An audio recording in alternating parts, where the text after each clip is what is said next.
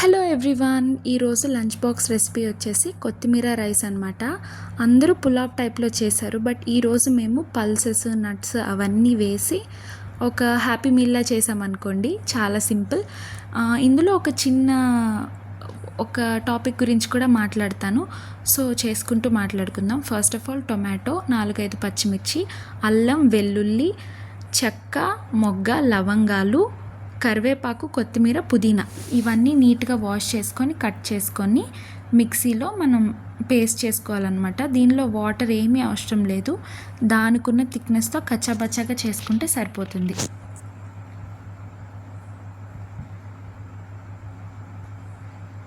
ఇదిగో ఈ మాత్రం అయితే సరిపోతుంది. అది పక్కన పెట్టుకోండి. తర్వాత ఒక బాండీ తీసుకొని 2 table spoons of oil, 1 spoon నెయ్యి వేసుకోండి.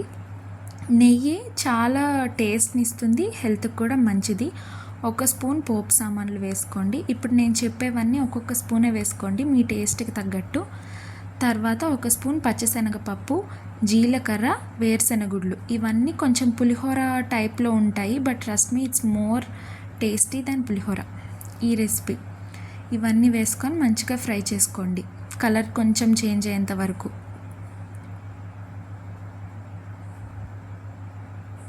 తర్వాత చీల్చిన 2 పచ్చిమిర్చి, బిర్యానీ ఆకు వేసుకొని ఫ్రై చేసుకోండి. ఇవి కొంచెం కలర్ చేంజ్ అయిన తర్వాత ఒక్కసారి మిక్స్ చేసుకొని ఎండుమిర్చి, కరివేపాకు మీ టేస్ట్కి తగినట్టు వేసుకోండి. కొంతమందికి కరివేపాకు అస్సలు ఇష్టం ఉండదు కదా, ఎంతమంది ఉన్నారు అలా. నాకైతే కరివేపాకు చాలా ఇష్టం, నేను ప్రతిదీ తింటాను. జీడిపప్పు పలుకులు ఒక 10 వేసుకున్నాం ఇక్కడ. ఇది మీ ఆప్షనల్ అనమాట, మీ ఇష్టం. వేసుకొని మంచిగా ఫ్రై చేసుకోండి. అది కొంచెం దగ్గర పడిన తర్వాత చిటికెడు పసుపు, టేస్ట్కి తగినట్టు సాల్ట్ వేసుకొని ఒక 4 to 5 minutes కుక్ చేసుకోండి మంచిగా.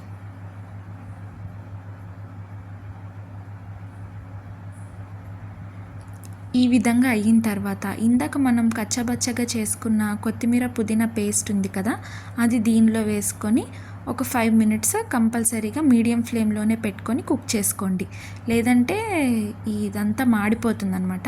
సో ఈ మాత్రం కుక్ అవ్వాలి. కొంచెం చేంజ్ వచ్చింది కదా, మనం ఆల్రెడీ కుక్ చేసి పెట్టుకున్న బాస్మతి రైస్ని దీనిలో వేసుకొని మొత్తం అంతా కలిసేలాగా, అంతటికీ ఆ మిక్స్చర్ పట్టేలాగా స్లోగా మిక్స్ చేసుకోండి. ఇది మిక్స్ చేసుకునేటప్పుడు నేను ఒక చిన్నది చెప్తానమాట. ఏంటంటే నేను అబ్జర్వ్ చేసింది, ఎప్పుడైనా సరే ఒకరితోటి ఇంకొకరికి కంపారిజన్ చేయకండి. ఎందుకంటే అది ఎలా ఉంటుందంటే ఒక చేపని తీసుకెళ్ళి చెట్టు ఎక్కమన్నట్టు ఉంటుంది. Every one has their own potential. Please అది రికగ్నైజ్ చేసి ఎవరి సెల్ఫ్ కాన్ఫిడెన్స్ని తీసేయద్దు. Please encourage every one around you, especially your family members.